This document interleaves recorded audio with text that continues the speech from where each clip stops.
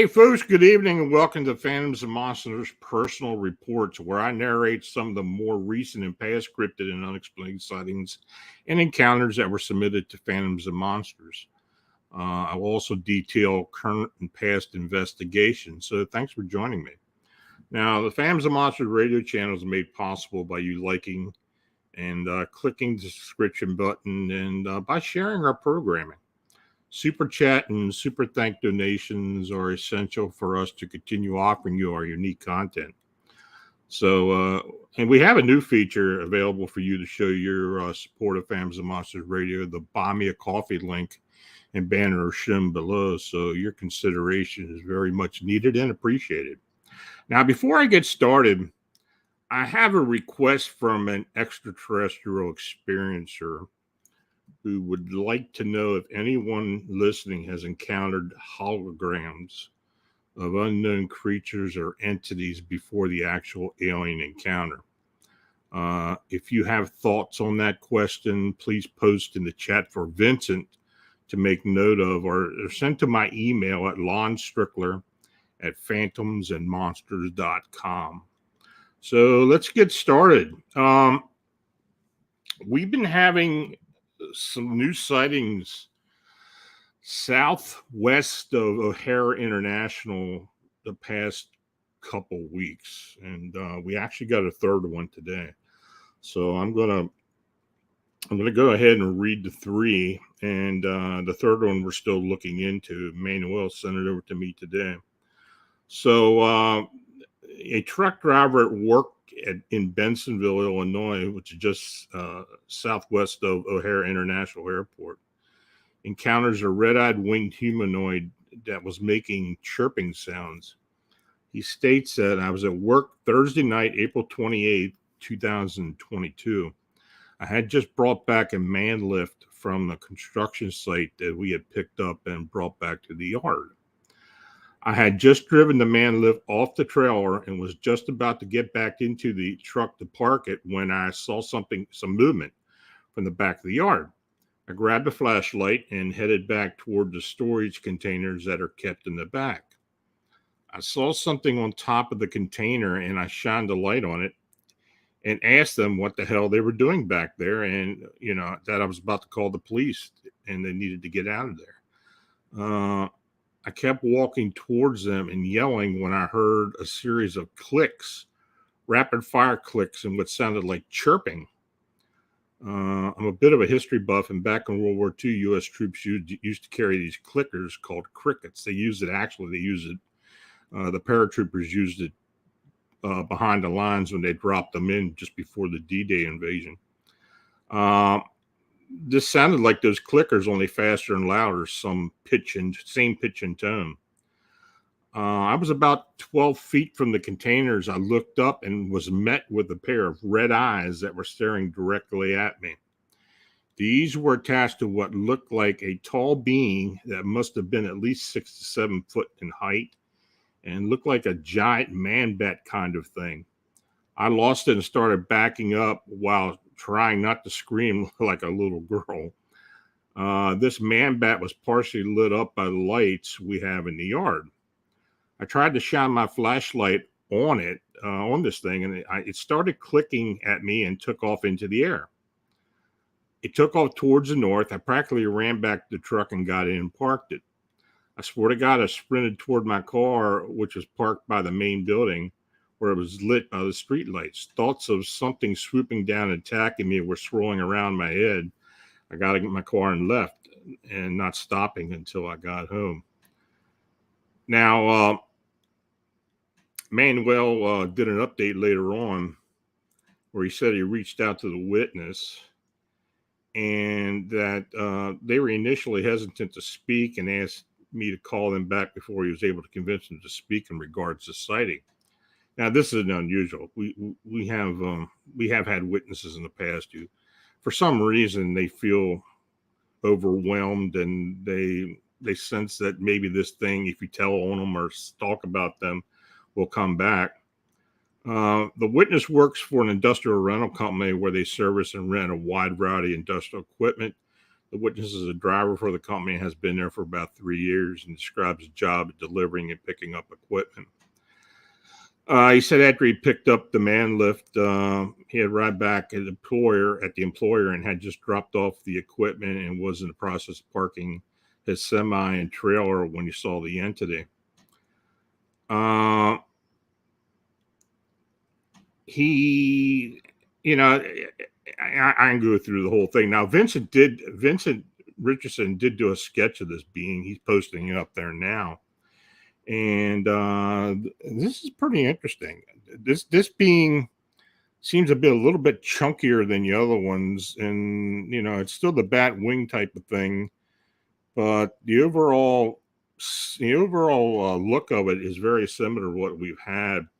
You know, I don't know if this is something that's related to the sightings that have been going on in the southwest area of the airport and the cargo area near the cemetery. I got a feeling it may very well be, but we haven't made any communication to get any determination as to what it is. But we will be doing that soon. And since we're getting other sightings, I think it's important because all the sightings were within a mile of each other. The second sighting was also of a chirping red-eyed being, and it was the same night as the first one, about the same time. And the reported to Manuel, and the witness stated, I just got home from work on Thursday night at about 10:30 p.m. and had just got out of my car to head into the house in Bensenville, Illinois. And this was a residential area. So the first one was in like a commercial area. Then this is a residential area. I stopped in my tracks and started to look around. And that is when I saw this large bat fly over my house and yard. It was large with bright glowing red eyes and was thin. The wings were flapping slowly. It must have been at least 40 foot off the ground since it was easily above the house and trees in the neighborhood. I've seen bats before, but this thing was far, far bigger. It was gone in a few seconds as it flew over my neighbor's house and swallowed up in the night. I had tried to get the phone out and take a picture of it, but by that time I got out of my coat and tried to take the picture. It was gone and out of sight. I know I was not the only person who saw it as my neighbors across the street were also looking at it as it flew over. And even asked me the next morning if I had seen it and what I thought it was. I've lived here for 12 years, never seen anything like that. Even my husband was skeptical, saying maybe it was a large goose or crane, and the red eye may have been a reflection of the streetlights. But she said she's certain of what she saw. And yeah, I mean, that's when we actually put the sketches up on the website. So today we got a third sighting of a winged being in this Bensenville, Illinois area. Now this was on the night of May 9th, so this is over a week later from the first two. And the witness stated, I was out for a walk with my fiance, enjoying the warm weather after so much cold. We were at the basketball courts next to Tioga Elementary, which is on 212 Memorial Road in Bensenville, when we saw what looked like a large person standing on top of the building that was behind the playground. It looked like a tall person wearing what looked like a cape. Then this person jumped off the building, and the cape turned out to be wings, which had opened up and used to fly over us and out over the field and away. It was the damnedest thing we had ever seen and really scary. So Manuel hasn't talked to them yet, but this was, like I said, he just posted it around noon today. So we're waiting to get a follow-up on that. So, this is just another chapter of this whole phenomenon that's been going on in and around Chicago. So what we're going to do is try to figure out if it's related to the sightings at the airport. Now, we did have a sighting report in Bensenville several years ago of an entity that was in a tree that fell out of a tree. And if you go to the map, the interactive map, you'll see it there in the Bensenville area. So if you click on that, you'll be able to read that report as well. Anybody had any questions about this? Let me know. I'm taking questions from in between each of these sighting reports. So if you do have a question, put it in caps, put it up on the board, and we'll do what we can to answer them. If you want to wait till after I'm done reading everything, then we can do that. It doesn't matter. So the next report was where a group of American friends took a trip to northern Finland in order to camp in the wilderness. And they eventually came face to face with two bizarre humanoids stealing food at their campsite. Now, this was referred to me by Cam and Kyle over at Extended Perspectives. So the witness writes, for my 20th birthday, me and 4 friends took a vacation to northern Finland. We were going camping over 2 weeks in an extremely remote area. You see, I've always loved nature and animals. We weren't hunting, as I can't bring myself to kill a mammal or a bird. We did go fishing a few times. Now, up until this experience, about 11 days in, I really enjoyed the trip, but I will never go back again. So one night, we were cooking some fish over the fire, and one of my friends pointed out that we used all the loose wood lying around, so we decided to go together to gather more. We grabbed our flashlights and started to head off.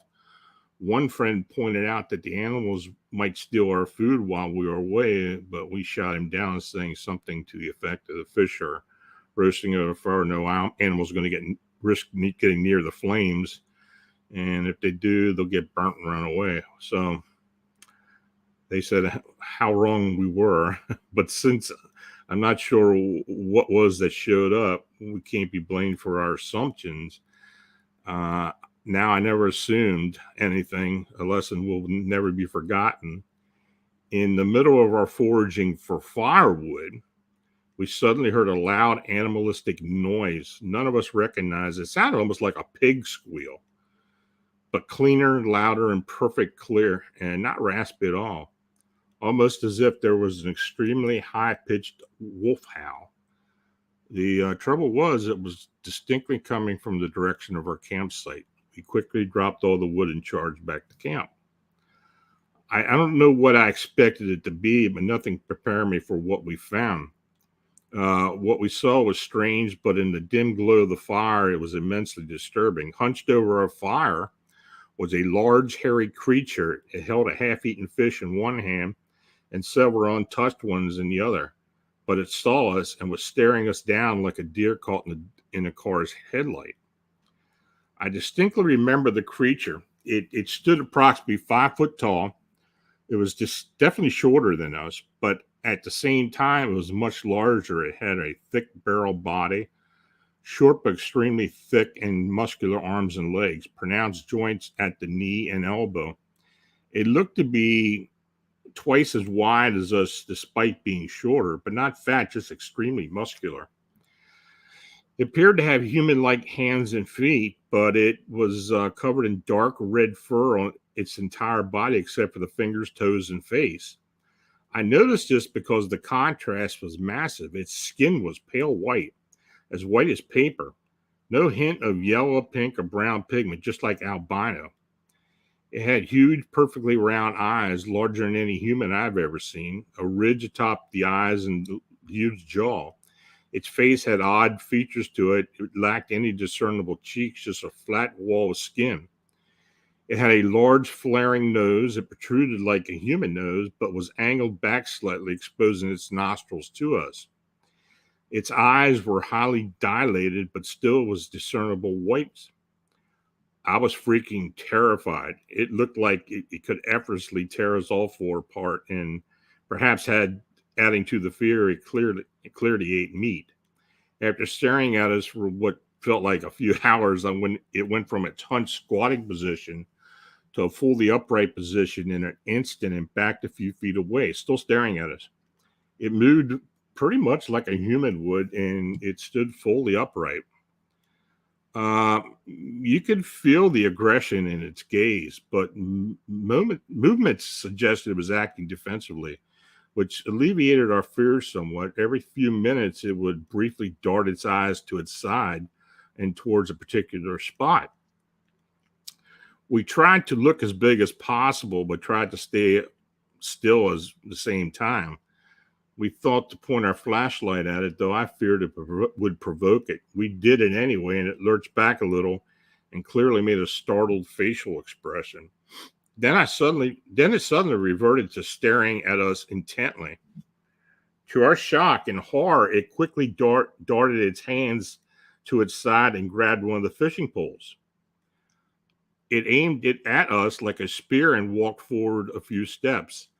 This thing was terrifying enough without a weapon. I don't know if anyone else spotted this, but when it moved its arm to the side to grab the rod, I saw its shoulder blade. It was much larger than a human's, which made it even more terrifying. After it picked up the fishing rod, it repeatedly made a noise somewhat similar to a high-pitched howl that we heard before, but with an odd inflection to it. It transitioned from a high pitch to a slightly deeper tone. It sounded like a child mimicking a fire truck almost. It may sound cute in hindsight, but coupled with the angry facial expression, it made it added to my fear. I, perhaps stupidly, decided to lunge forward at it to spook it into leaving. It lunged forward approximately the same distance I did and thrust the fishing pole towards me. We must have been less than 8 foot apart. Its stare was now intently focused on me and made another noise at me, but it was completely different from its other noises. It growled at me in a deeper tone. It almost sounded like a somewhat louder version of an adult human mimicking a wolf growl, but it snarled its teeth at me and raised its upper lip higher on one side than the other, creating an extremely angry-looking facial expression that made me feel as though it was about to be torn. That I was about to be torn limb to limb. It took another step forward, continued to lunge the fishing rod at me, and not change its facial expression even slightly. I gave in to my fear and quickly took several steps back to my friends. Now, the creature took a step back and changed to its previous facial expression, but as it did this, it was also taking several steps to the side. Now, time seemed to slow back. It's very slowly circled around us, though only completing half a circle. And it ended up almost exactly opposite of where I was standing before relative to the campfire. And we whispered to each other's plans, but none seemed safe. We were very scared and clueless as to what to do about this creature. But then suddenly it dropped the fishing poles and rapidly ran off into the woods. However, to our horror, out of the bushes next to where it exited our campsite, another almost identical creature ran out, following close behind the first one. As they ran, I noticed that they ran like humans. The way, they moved their arms and legs perfectly mirrored that of a typical jogger, with fists clenched and swinging their arms up and down. The second creature was slightly slimmer than the first, but other than that, it was identical as far as I could see. Though I only got a brief glimpse of it, and although their movements were human-like, they were much faster than your average jogger. They made no effort to clear branches out of the way, simply charging through them. You could hear how loud their stomps were, but they slowly faded in until you couldn't hear them anymore. Afterwards, the only evidence that we had that they had been there were, the fish and that creature had dropped on the ground as it stood by the fire. As scary as the creature was at that time, I know, and knowing animal behavior, it clearly was not looking at us as like food. It thought we were a threat to it, and when it acting defensively. When it was between us and the second creature, they both ran as fast as they could. Now, the first one was likely being defensive, if not just of itself, but other creatures as well. Perhaps it was a mate or a mostly grown child. We planned to stay longer, but understandably, we didn't sleep much at night. Instead, we guarded the campsite until morning when we hightailed it back to town. After this experience, I'm not going out there ever again without a loaded gun. In order for a species to survive, you must constantly maintain a breeding population. That means there's almost certainly more of them out there. So, and they were stating that they wouldn't never forget this experience. So that was quite an interesting one. I was talking to Vincent earlier. I have had received Bigfoot sightings in Finland before. And the reason why, Finland has a lot of large berry plantations, and wild berries grew throughout the country. And a lot of these encounters, though this was up in the Taiga area, I think, where it's swampier and much colder, these Bigfoot would be seen in these berry patches, these large berry patches. I've had several sightings. In fact, a couple of years ago, there was an individual, I think it was a girl, who was lost, and they never found her. I don't know if one of these things took her, killed her, or what it did, but there was some hubbub about that for a while. So I don't know what that was, but I don't know if it's the same as what this gentleman saw or not.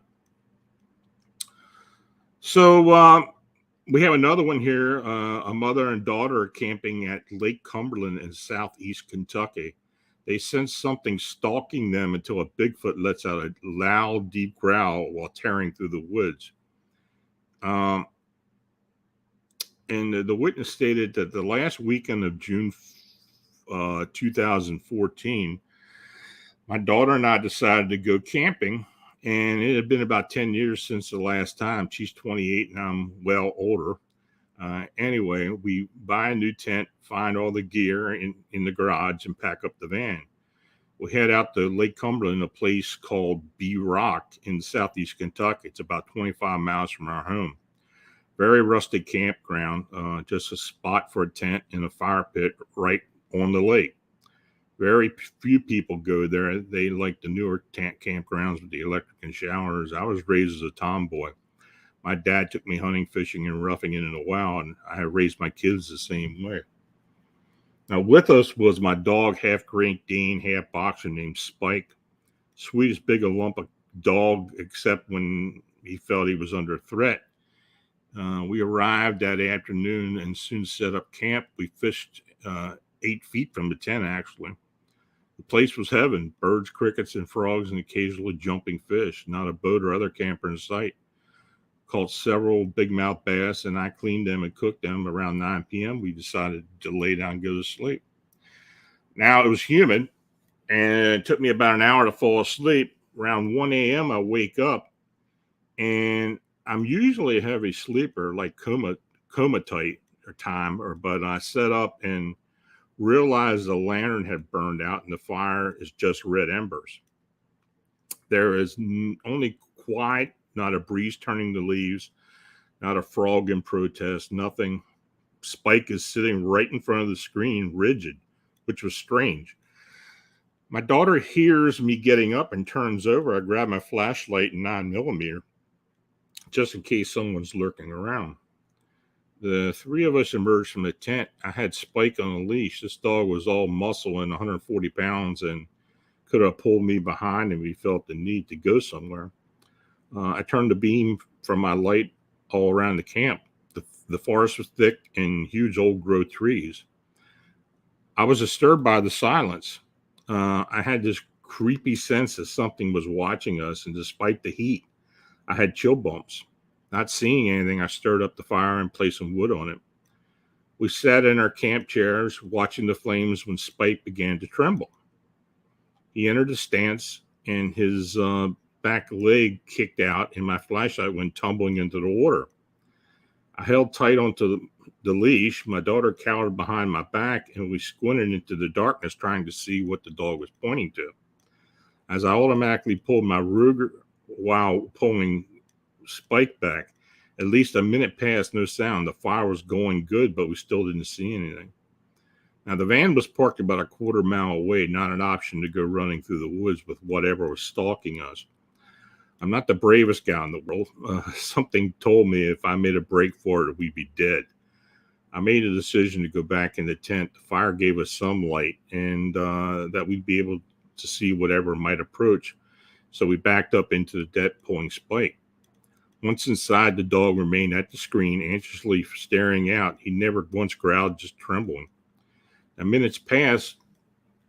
We sit back to back, waiting, watching.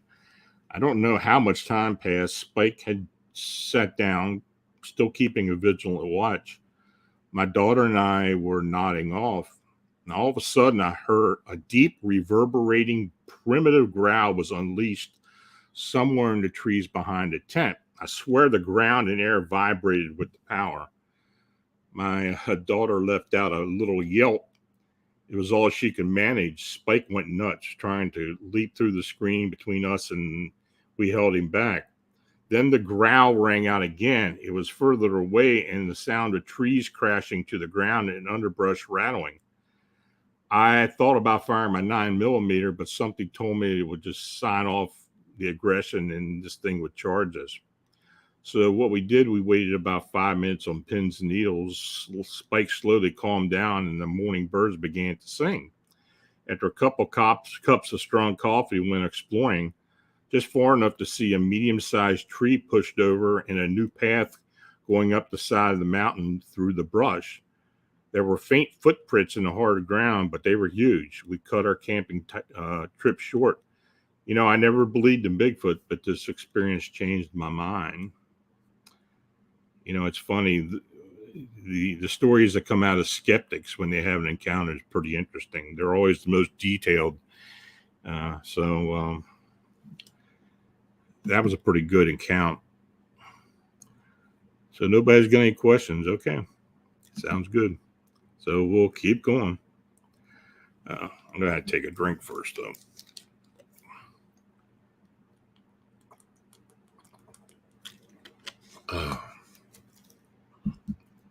Now, the next account is a little different. A long-haul truck driver takes a break along a Nevada highway in the desert. While in the sleeper, he hears tapping from outside and observes two kids with black eyes. Then the account gets kind of creepy. I received this from the nephew of this individual who wrote this. He states my uncle told us a story in the mid-1980s about a run he was driving from Nashville to Chicago, then Chicago to San Francisco, then back to Nashville in the late 1970s. According to his story, he was driving through a desert in Nevada. It was about 10 p.m., and he had been driving for 14 to 15 hours at that point. He said that there hadn't been anything for 100 miles but sand, cactus, and snakes. His eyelids were starting to grow weary, so he just pulled over to the side of the road and headed back to his sleeper and passed out. He said around 2 a.m. he was awakened to the sound of tapping outside of his cab. Thinking it might be a highway patrol or Department of Transportation, he hopped into his passenger seat to grab his logbook before going to see who was knocking. As he grabbed his logbook, he heard the tapping again coming from the lower glass of his driver door, followed by a child's voice saying, "Hey, mister, we're thirsty and tired. Can we come inside?" He was suddenly struck with the feeling of absolute dread. He said it was so strong that he didn't even want to look to see who was speaking. Something you've got to understand about my uncle. In the entire time I knew him to that point, I never heard him or seen him scared of anything. I'd seen him charge headfirst towards a guy that had drawn a gun on him. I'd seen him literally attack an alligator that had gotten too close to my cousin when we went to vacation in Florida one year. Nothing scared the man. However, even years after this incident, as he was telling the story to us, you could see the fear in his eyes. He said that they had tapped on the glass again and asked once more to be let inside. Against his better judgment, he looked over at the glass and then just froze. He said they looked like two normal kids, if a little pale, but it was their eyes. They were solid black. He described them as seeming to have eyes, but also not have eyes, and yet felt like they were staring right through him in through the lower glass. He immediately yelled out to them to leave me alone, and he said that they stared at him almost angrily for a few seconds and then just disappeared. Not like they turned away and walked off or stepped down from the bottom step, just poof, they were gone. He sat in the passenger seat for a few seconds trying to figure out what had just happened. But suddenly they started pounding on his passenger door right next to him and yelling, "Let us in now." He said they didn't sound like kids anymore. With zero hesitation, he jumped from his passenger seat into the driver's seat, threw his rig into gear, and peeled out of there as fast as he could. He said he didn't slow down until he hit California and took a different highway back to Tennessee. He did say he saw him later on the road, though. He said he'd been trucking down the highway for another couple hours when, in his lights, he saw the same two kids on the side of the road just standing there staring at his truck. They continued to stare at him the entire time as he passed them, but they were gone when he looked for them in the side mirror. He told us he found another gear in his truck when he didn't even know he had it. It could have been a nightmare, not likely, since he was obviously awake when he was driving into California that morning. Could it have been a story he made up just to scare us kids? Maybe, but he wasn't really the story type, as well as he told us all the same story well into our adult years.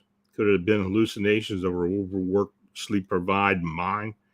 Well, maybe, but he worked these hours and drove the same route for many years before and after. Also, the whole black-eyed kid phenomenon hadn't even been popularized in the mainstream yet, and it wouldn't be for a couple more decades. So they said, "I'll let you make your own judgments on this story." That's a weird one. And, I've heard that before, where people have encountered these black-eyed kids or other beings, or even these pale humanoids, crawlers, where they're seen and just take off, and they disappear. And actually, this next account is very similar, but it has to do with a Slender Man as opposed to a black-eyed kid. Because a mother and her child were driving back from New York City and decided to rest in Plaxico, Kansas. They soon encountered a Slender Man-like priest that manifested every mile or so on the highway. Now, she says this happened in 2019 at the peak of the pandemic on Mother's Day weekend. I had 3 kids, 2 girls and a boy. My middle child, the girl, was 12 at the time and is on the spectrum, very high functioning, but has emotional problems. Sometimes it can become very overwhelming. And long story short, her grandmother, her dad's mother, offered to help, but by enrolling her in a school in New York. We live in Colorado, so it's a little far, but I always allowed them to go on vacation there to see the side of their family. It didn't end up working out well. The woman, her grandmother, turned out to be as narcissistic as most horrible Karens would be you ever met, and about as bad as you've ever met, and was mentally abusing her only after being there for 2 weeks. When my daughter asked to come home, I dropped everything, rented a car, and took what little money I had and drove and got her. But there's a completely different story, however. This is the scary part. We started from Rockefeller Center and everything went smoothly until we got to Kansas. I was exhausted from the drive and decided to pull over in a town called Plaxico at about 1 a.m. We had pulled into a few rest stops to sleep and everything was fine. But this place was flat out deserted and creepy.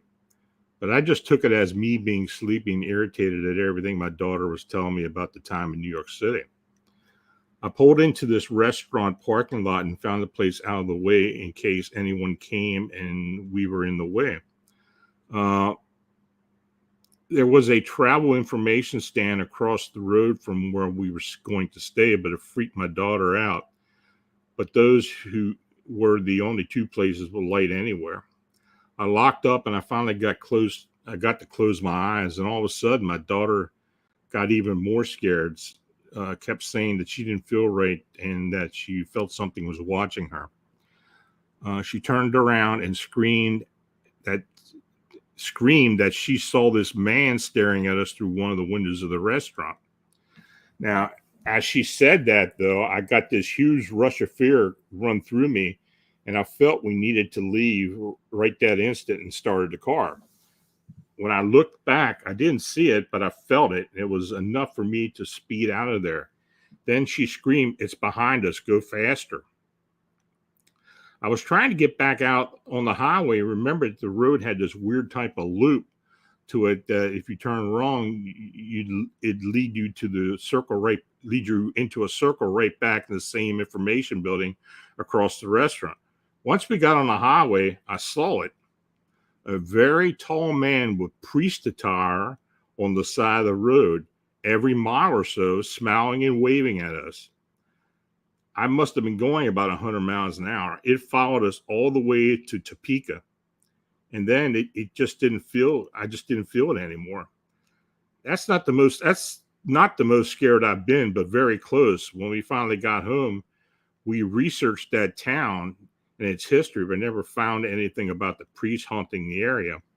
I'm just glad that we got out of there. It felt like we were being hunted. Any idea what this was? And no, I don't think it was a Slender Man or any of those. He was tall, but not like that. Anybody ever have any experiences in or around Paxico, Kansas? So that's a kind of a weird one. I got a lot of feedback on that one. So, that's the last case I have. If anybody's got any questions, feel free to put it up here. I may have missed some because I wasn't really watching the chat. But yeah, if you have any questions, Marla's got one. Are there a lot of black-eyed kid reports that take place in the desert? There are actually. If you remember J.C. Johnson's account, where he encountered that woman out in the middle of the desert, right off the reservation one night, and actually the sighting of it made him very sick. And I'll be honest with you, I don't think JC was right after that. It happened about 2 or 3 years before he passed away, and I think it affected JC for the rest of his life. I don't know. We'll see. But I have heard of these before. Are these winged humanoids always seen around large bodies of water or the ocean and Great Lakes? It do seem in some cases to be close to water. That has, of course, for Chicago's got a lot of water, not only the lake, but there's a lot of rivers all through the area and into the county and all. It's an area with a lot of water. I don't know if that's the reason why. We haven't really been able to figure that out. I honestly, I haven't found any indication that there's any water involved with it. So I don't know. It could be, but it's like a lot of other things. We've got a lot of different questions about what has been going on in Chicago, and people have brought up that water relationship to it. But honestly, I don't know if that's has anything to do with it or not. Aaron asks, are black-eyed kids have any indication of being a demonic being? I don't know. The whole black-eyed kid phenomenon, I think there's a good possibility that it's a possession of some type. We do have black-eyed adults as well. I don't know. I just don't know if it was a demonic thing or which I doubt. I think it's probably a possession. It doesn't seem like these kids are all the time black eye. But then again, I don't know of an instance where someone has seen with black eyes than with normal eyes. So I don't know what that is. Vincent asked, have there been other reports of white-skinned Bigfoot-like creatures? There have been reports of white Bigfoot, but as far as a Bigfoot-like creature with dark red or dark brown hair or fur, and then white skin, honestly, I don't think I've heard that before. There's a lot of times when the skin's very dark, darker than the hair, but the other way around, no, I really don't. I really don't. Any black-eyed MIB? I don't know. Most of the time, these MIB have sunglasses on, so maybe they do, but I don't think so. Yeah, that question about the holograms or extraterrestrials before an experience. If anybody knows anything about that, feel free to contact me about it, because that's an interesting phenomena that has been occurring with this person for a while now, where they see these holograms of unknown creatures or something exaggerated, and then they have the encounter with an extraterrestrial or some type of non-terrestrial being. And Manuel says, yeah, there have been white-eyed kids before, white-eyed beings also. So, is that the same type of, is that the same relation as a black-eyed kid or black-eyed being? I don't know. But there have been white-eyed humans or humanoids as well.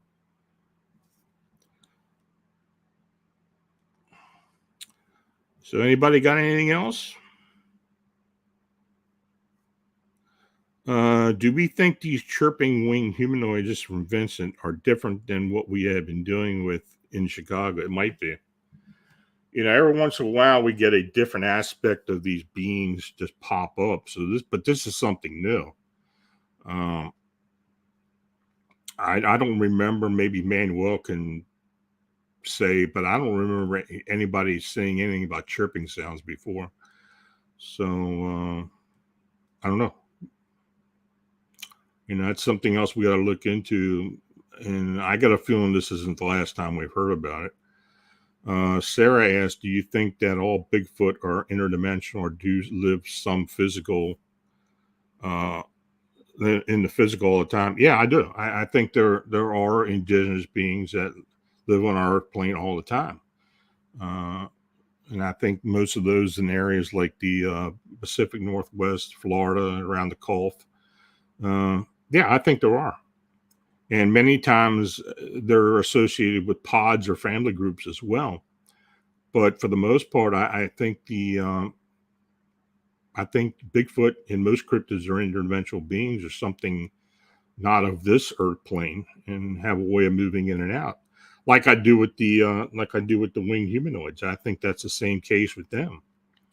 We can't prove that unless we have more just definitive evidence of it. But seriously, I think there's something to that interdimensional theory. Marla asked, do you think the chirping is a warning our language? It may be. When I had my Bigfoot encounter back in 81, that Bigfoot had a clicking sound it made with its teeth. And I think it was a nervous tick that it gave off when it saw something or encountered something it wasn't used to seeing.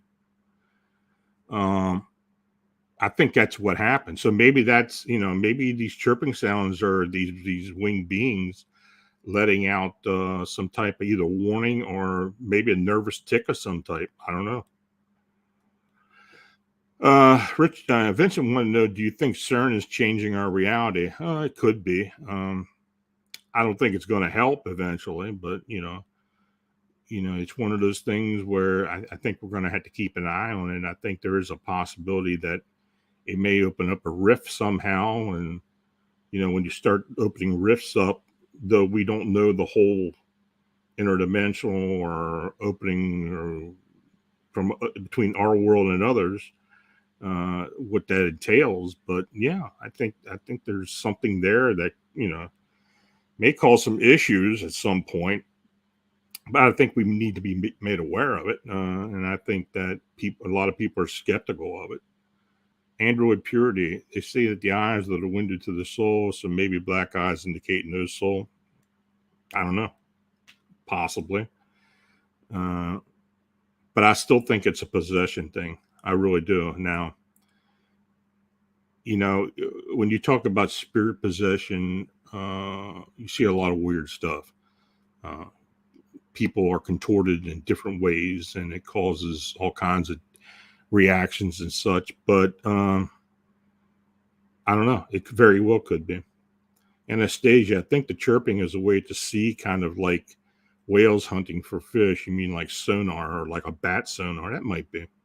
Maybe that's how they see better. You know, the red eyes maybe don't allow them to see as clearly, and they use some type of sonar with the chirping. That's very possible. You know, bats make like a clicking sound as well with their sonar, so maybe there's something to that. Possessions from what? Well, that I don't know. Extraterrestrial, possibly. Could it be some type of entity other than that? Very possible. But you know, it's very similar to what people look like or experience other than the black eyes with spirit possessions or spirit attachments. So yeah, maybe it's something to that. We just don't know enough about it. Until we get someone who's inflicted with the black eyes or inflicted in that way come forward and tell us a few things and able to be interviewed, which I don't know if we've ever had an opportunity to interview anybody with that malady. So who knows? Vincent asked, have you had an ET contact as of late? No, I haven't. Been a while. And the one I had, the most recent one I had was about a year or so ago, but I don't remember much of it. I know it happened, but I really don't remember any of it, as opposed to the one before that. So, maybe it'll come back at some point. I don't know, but and that does happen. A lot of times when people have encounters like that, it's kind of regressed. And then years later, it kind of comes out. I hear that all the time from people who say, I just remember this, and that. So, yeah.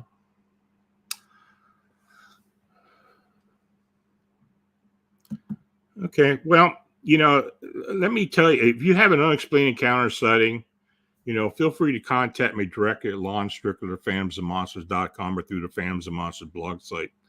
Also, if you'd like to have your encounter or sighting considered for the show or post on the Phantoms and Monsters blog site, forward your email to me. Thanks to those for watching and chatting. And if you made a donation, it's truly appreciated. Your support is what makes all this possible. Please click and subscribe, and click the like button as well. And also consider becoming a member of Phantoms and Monsters Radio. So until the next time, just stay safe, have a great week, and good night.